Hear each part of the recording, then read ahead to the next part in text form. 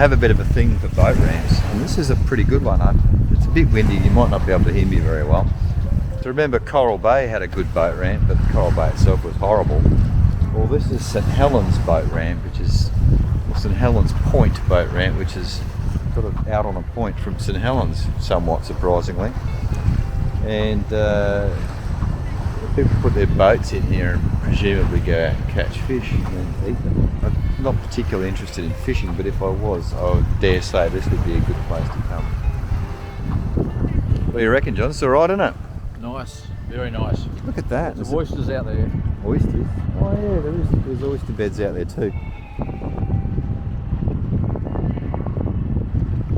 Now, if I didn't tell you that was shot right next to a boat ramp, you'd have no idea. But it is. It's literally right next to a boat ramp. This is effectively the Bay of Fires. Bay of Fires is 2 or 3 bays from Bennelong Bay up further north, like 20 k's of coastline or something, 10 k's, I don't know, a bit, quite a bit. It's not just one spot. So you could make a case that this is part of the Bay of Fires. And you know, I don't think you'd be too far off the mark. It's got the orange stuff, it's got the rocks. So, you know, this is Tasmania. It's endlessly beautiful. You need to come here.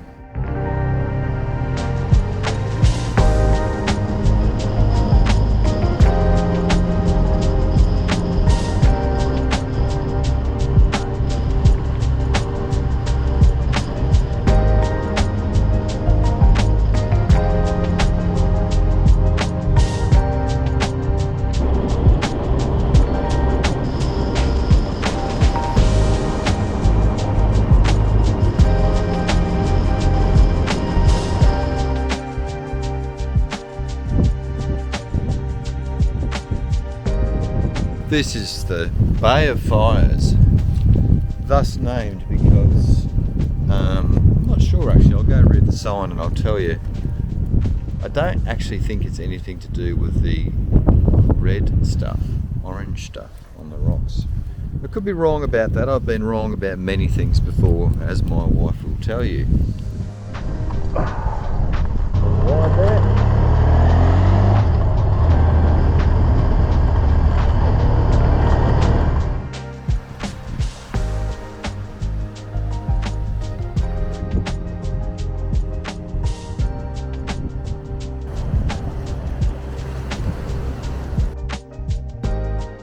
The sun popped its head out briefly. It's still out, but oh my god, this is like, this could be in the Whitsundays. Like, in terms of the colour of the water and the crispness of the sand, it's just, this is tropical in everything but the water temperature, which would freeze your nuts off quick as look at you. But wow, what a place. I'm not impressed very often by beaches, but I tell you what, I'm impressed by this one.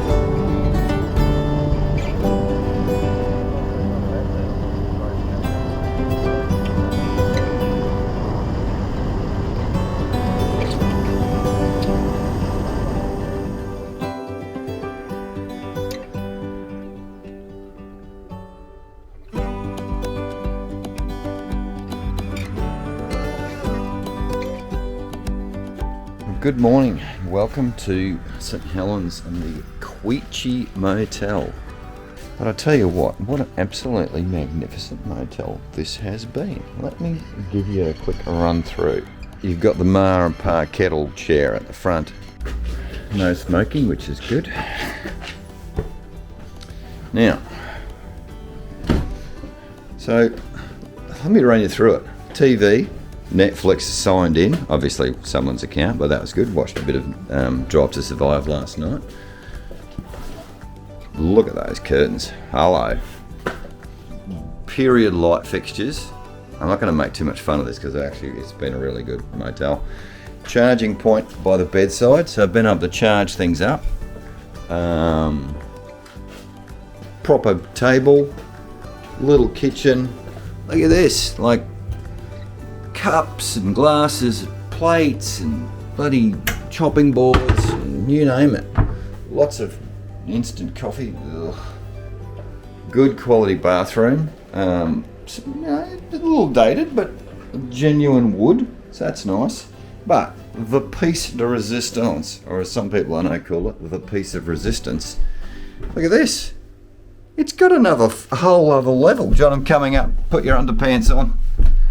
I'll take them off, one of the two. Look at this. I know. 3 beds. Look at this. Dormer window and a view. When was the last time we had a view? And got a good view. What do you reckon, John? You slept up here. Was it good? Mate, top class. Top class. Number one. This has been Highly probably... recommend. Oh, hello. This has probably been... Well, this has definitely been the best motel we've stayed in, bar none. I mean, have a look at it. There's carpet on the floor. I feel like I'm in Buck. Look at it. I don't know. I'm not sure what this is. And quite frankly, I'm scared to ask. That's the Queechy Motel. Now, you're wondering, all right, so you've paid a lot of money for this. Well, strap yourselves in. $160, which, yeah, look, it's not the cheapest, but for a twin, it's $80 each. That's good value. I paid $80 for a square of gravel in Exmouth, and that didn't have 2 stories. It was a single story square of gravel.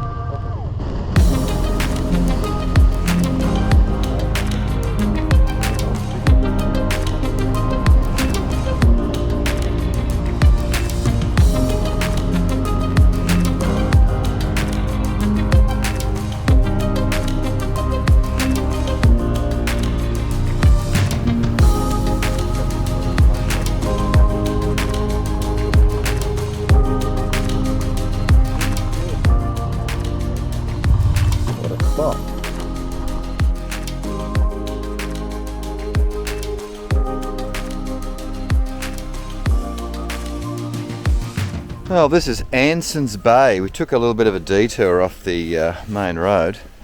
See what I did there. And like and subscribe.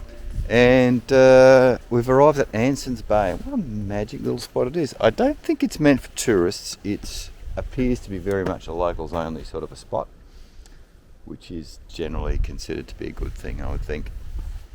And yeah, it's just little fishing shacks. There's a few nice houses in amongst it, but just a lot of basic little spots. It's a nice house over there. Obviously a bit of money's crept in all over the years, but just generally just unspoilt beauty, which Tasmania does very, very well.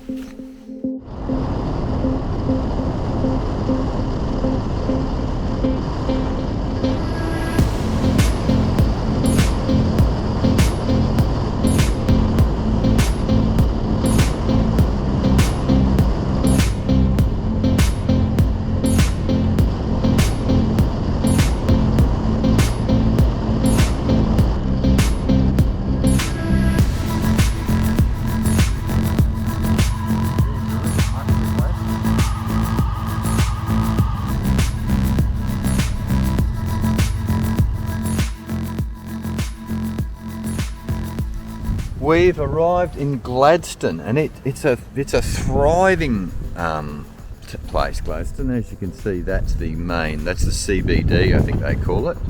So we're going to sit in the beer garden. I think that's what they call this, the beer garden, and have our coffee. It's a bit early for beer. John's already had a couple of vodkas. So from here, we were going to go out to Muscle Row Bay, but by the time we got to the turn off to Muscle Row Bay and John saw that it was another 34-kilometre round trip on a dirt road, he vetoed the idea, and I couldn't argue with him really at that point. So, and I looked on the map, I looked on Google Maps, and it didn't look that enchanting, so I thought we'll give it a miss. So now we're in Gladstone, which is not enchanting at all, but at least there's coffee, which is nice.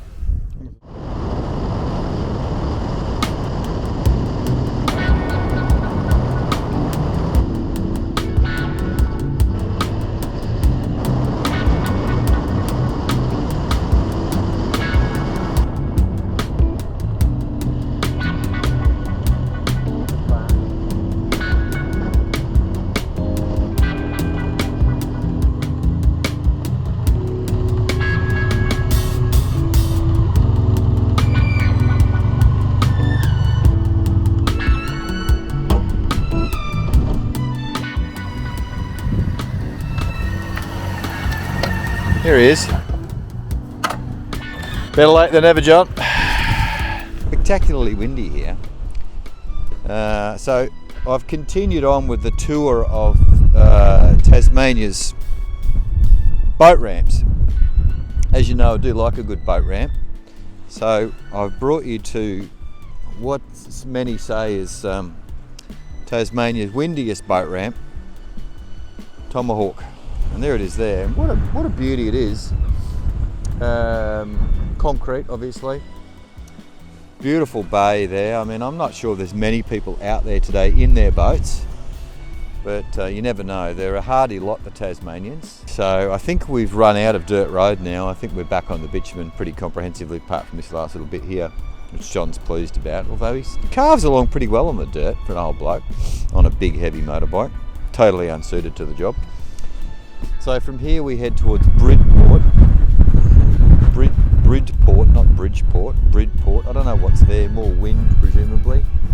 And from there we go to another place, Georgetown I think, and then down to Launceston, so down through the Tamar Valley, where presumably the wind will be somewhat reduced.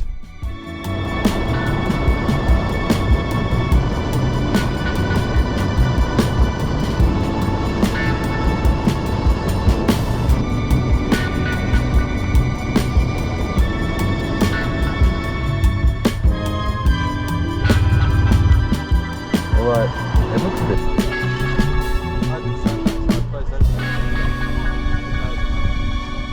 Just had one of the best sausage rolls I've ever had in my life at some cafe in Bridport. I couldn't even tell you the name of it.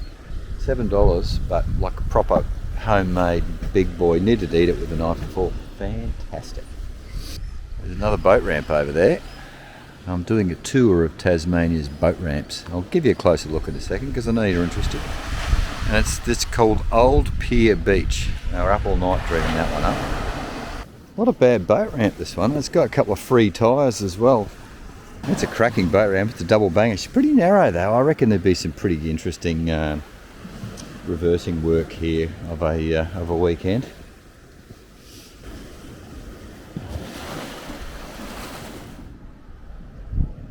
Never seen a boat ramp that was dedicated to someone before, so Must have been a nice guy. He had a boat ramp dedicated to him. I wonder if anyone will dedicate anything to me when I'm dead and gone. Probably not. Who can blame them? Maybe like a municipal rubbish bin somewhere.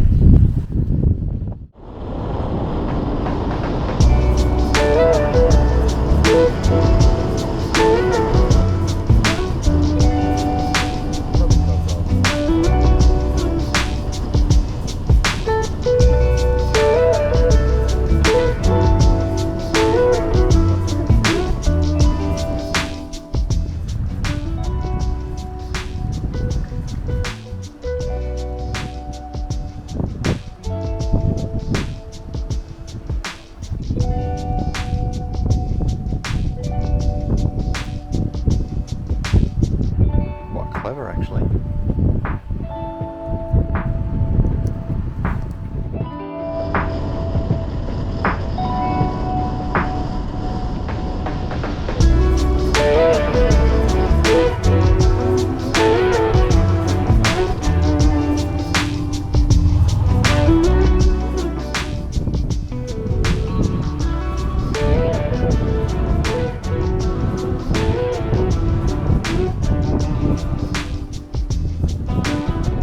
Open.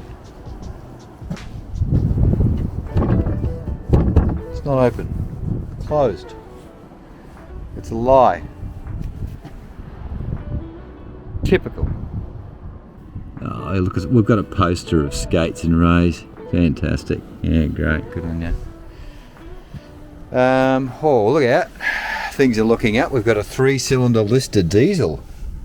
Mmm.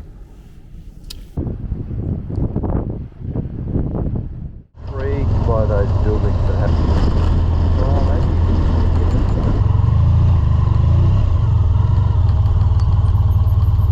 what a peanut.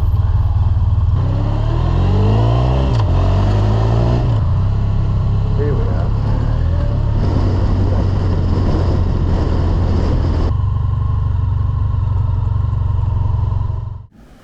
So I paid $5 to get into this joint, which is about the maximum I pay to get in anywhere. And it's supposed to be 13 rooms of entertainment, so I'll be the judge of that. That looks comfortable. John negotiated a pensioner discount, so he had to pay $4. Can you believe it? Big sweet $1 off. Seawater's got the best of that. Oh, here we go. This looks interesting. Ooh. So there's a picture of a rock. Rock removed from Porpoise Rock by the Pond Rabble 2 1920s. Come inside and see a picture of a rock. That's pretty good. Does that move? Not really. Basin stand and shelf. Okay. I'm not sure which room we're up to of the 13. Well, that's kind of cool. I like that. Ooh, hello. We've got an old Vic 20 in here.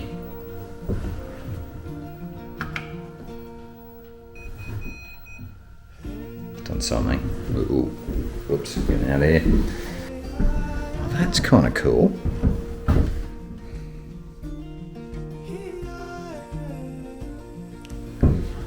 Some old plates. It's the sort of thing you'd see at bloody St Vinny's.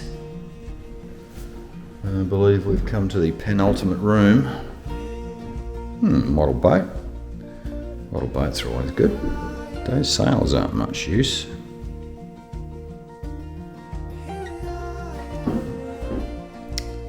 There you go. That's it. That's 13 rooms of entertainment. Well, that wasn't bad. I mean, what's that? That's less than 50 cents a room, so... I'm not going to go and try and negotiate a discount retrospectively. I probably could have got the pensioners discount, you know, I reckon.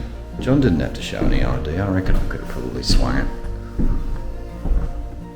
Oh, check this guy out.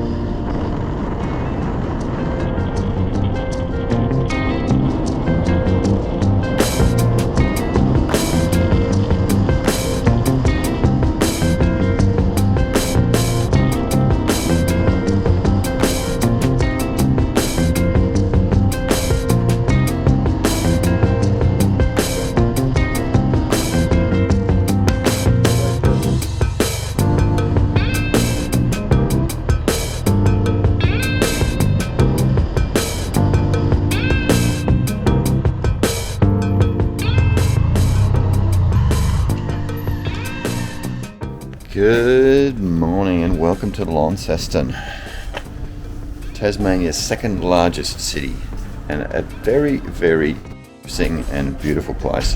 Lots of great old buildings, including this motel. What's it called? The Elfin Motel? Elfin Apartments. Probably not great for wheelchair bound people. Up the stairs. Alright, check it out. Get your pants on, John? Good. So here it is. Oh, it's all closed. Quite the spacious arrangement. It's got everything you could possibly want. TV, quite a complicated array of ductwork and wires and things poking out of the wall there. It's actually not bad. You can't make the blind start, that's broken, but you can pull it up and, pull it up and you can look at the view, and then you just have to hold it, and then when you're sick of the view, you just let it go again and it goes back down. Interesting, this is the bedroom that I was in last night, so it's 2-bedroom in this place. Interesting feature. A little bit of a problem with the door opening and closing, but plenty of room to get through. Everything you can want in here: power points, lights, beds. A little bit hard getting in and out. There we go. John had an excellent double room, so he was very pleased with that. Then bathroom, good big bathroom, and look at this, you could have a party in here.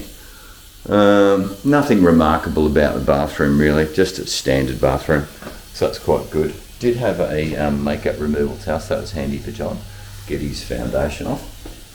Now here you're asking, what did we pay for all this magnificence? Well, it wasn't $187, so probably that's the most we've paid for accommodation on the trip, but it's also the largest and most lavish accommodation we've had on the trip. We're going to go up into the town centre and try and find a city centre and try and find a coffee and breakfast. We're going to come back and check out and head to Powhatan, which I'm very much looking forward to. A friend of mine went there once upon a time and he said it was a thriving little town, so I'm very much looking forward to going and checking it out.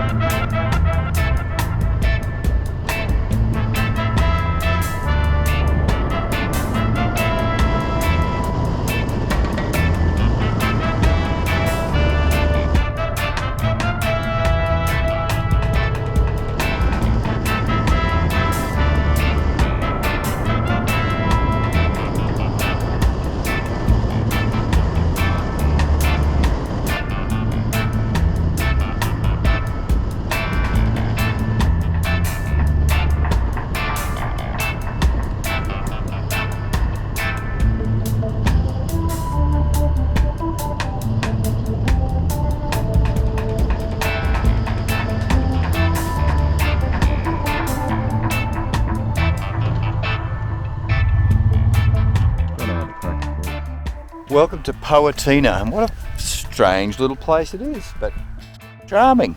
So it's obviously a company town of some description, but it's very cool. But what I have found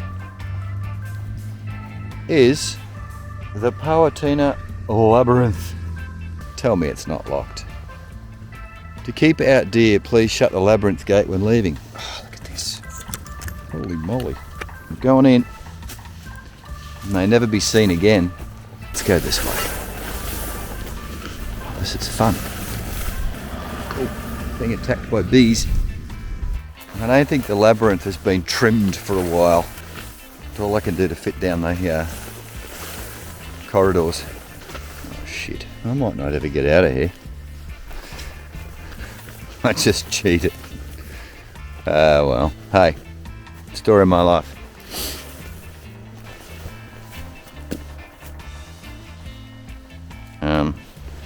Guy's built a castle in his front yard. Come and have a look at this. This is what happens when you have too much spare time. I like it. Possibly has some sort of religious significance, so I don't want to get too close in case I'll get roped into some sort of theological discussion with someone that ends badly when he finds out my viewpoints on certain things.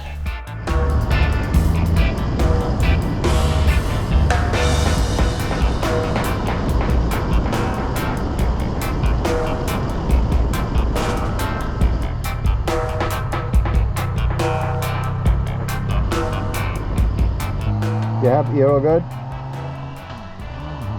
No worries. It's a bad place for a flat tyre. First one I've had in 20 years. Yeah, it's always the way.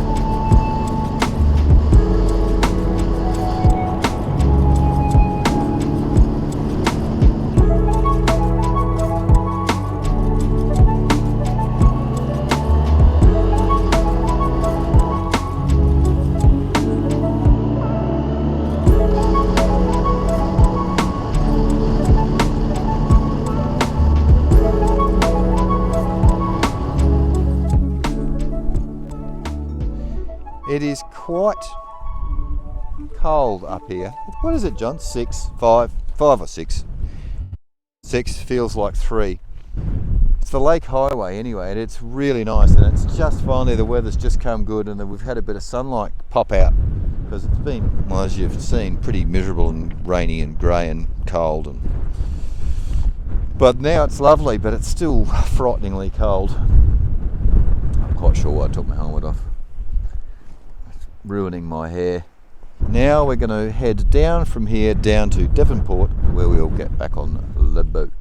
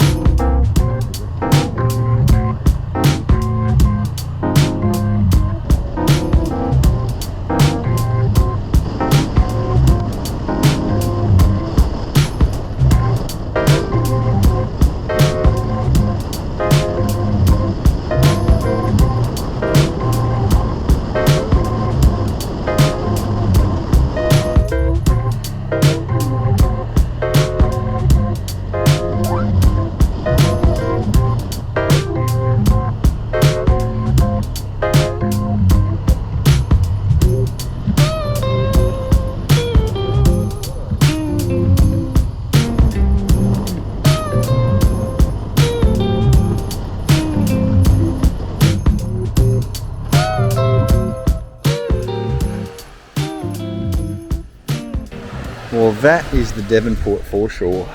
Obviously this is a bit of a bay or harbour or whatever you want to call it, but it looks pretty bloody flat, so it does bode well for a smooth crossing back to the mainland.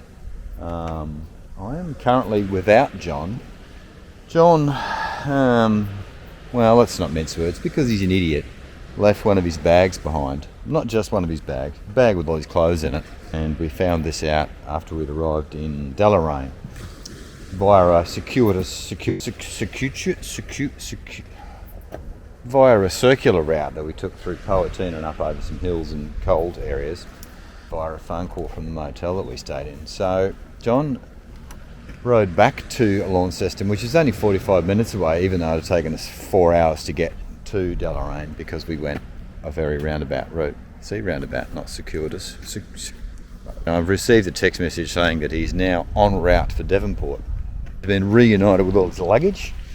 We'll get on the boat. It's about 3 o'clock, 2:30, 3 o'clock, something like that. And the boat starts boarding at 4:15, but we probably won't get on until about 5 because they put the cars and shit on first.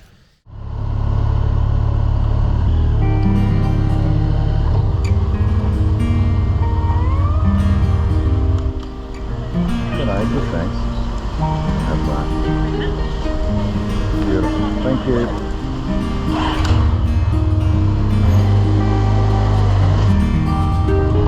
So, mate, can I see you go to the left-hand lane where that red box is on the wall there? Nice, clear. Thank you.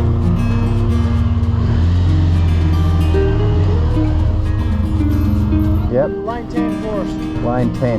Good on you.